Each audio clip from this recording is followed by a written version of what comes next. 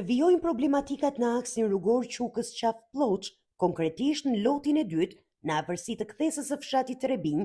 Traseja e rrugës ka pësuar çarje dhe fundosje, duke bërë qarkullimin e mjeteve të mundur vetëm me një korsi, pasi kjo pjesë konsiderohet e rrezikshme për sigurinë e automjeteve.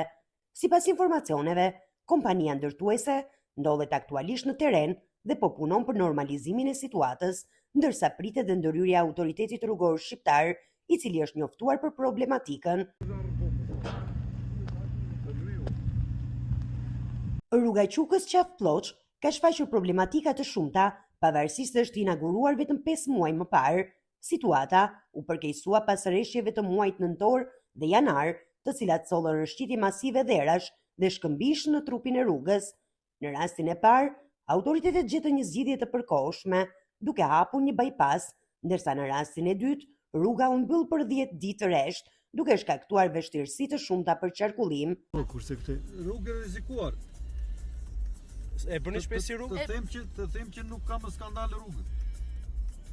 Keni kaluar shpesh? Po.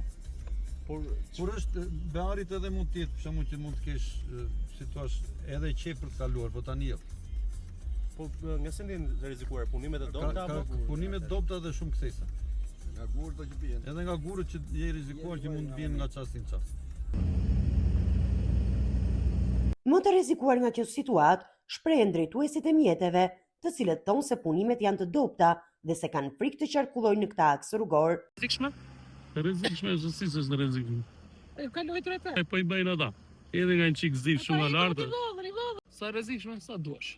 Vini shpesh, kaloni shpesh. Kaloni shpesh? Jo, është raport. Nga ana tjetër, ata theksojnë se gjithë kjo situatë vjen si pasojë e neglizhencës institucionale dhe abuzimit me fondet publike, duke përmendur grabitjen e miliona eurove të investuara në këtë rrugë. Kujtojmë se aksi rrugor Qukës Qaf Ploç ka pasur një kosto ndërtimi për rreth 260 milionë eurosh dhe janë dashur 16 vite që të përfundojë dhe të inaugurohet.